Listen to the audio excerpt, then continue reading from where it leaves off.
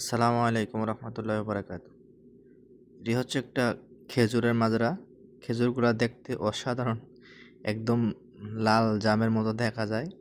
একদম মাটির থেকে বসে বসে এগুলা পারা যায়। একদম ছোট গাছ, চারা গাছ, নতুন খেজুর আসছে।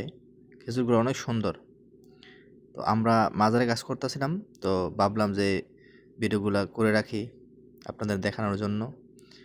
অনেক সুন্দর লাগে খেজুরগুলো দেখতে। আর এটা হচ্ছে সেই মাজরা। এটি হচ্ছে বড় গাছ, বুঝছেন? এখান থেকে আপনি গাছে কোমরে রশি বাইন্ধা এরপরে খেজুরগুলা পাড়তে হয়। এই লতব, এটা বাংলাদেশে বুঝবে না, তো যারা সৌদি আরব আছে তারা জানেন লতব জিনিসটা কি। এটা হচ্ছে মানে মানে রসালো, একদম একদম শক্তও না, আবার একদম পানির মতো লতলত করে, ওটাকে লতব বলে। খেজুরগুলো অনেক সুন্দর। আর মাজরার যে রাস্তাগুলা, আপনি যদি যেখানে দাঁড়ান সেখান থেকে চতুর্দিকের মুখ দেখবেন। এই দেখেন, এদিক দিয়ে একটা মুখ, ওই দিক দিয়ে ঘুরলে ওই পাশে আরেকটা মুখ, ওই পাশে ঘুরলে আপনার ওই পাশে আরেকটা মুখ, অর্থাৎ চতুর্দিকে আপনি এক জায়গায় দাঁড়ালে মাজরার মাঝখানে যদি আপনি দাঁড়ান, চারদিকে রাস্তা দেখবেন এই মাজরাটার মধ্যে। আর এটা হচ্ছে সৌদি আরবের একটা বিখ্যাত মাজরা। এই মাজরাটাও গিনিস ওয়ার্ল্ড রেকর্ড করছে। যারা সৌদি আরব আছে তারা মোটামুটি মাজরাটা চিনবো। তো যারা সৌদি আরব আছেন তাদেরকে আমি বলবো, আপনারা কমেন্টের মাধ্যমে জানাবেন যে এটা কোন জায়গায় এবং কোন শরিকের মাজরা।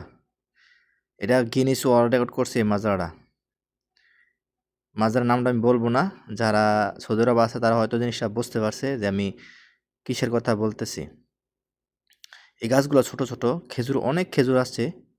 আমরা এখন লতব পারতেছি, লতব শেষ করার পরে আমরা এরপরে এই যে খেজুরের ছড়ি, আমাদের দেশে বলে ছড়ি আর সৌদি আরবে বলে গিনু, আমরা পরে এগুলা গিনু কাটমু।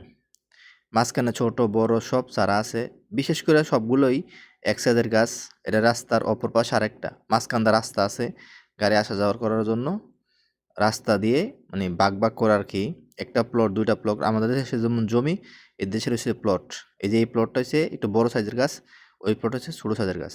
সবাইকে ধন্যবাদ ভিডিওটি দেখার জন্য।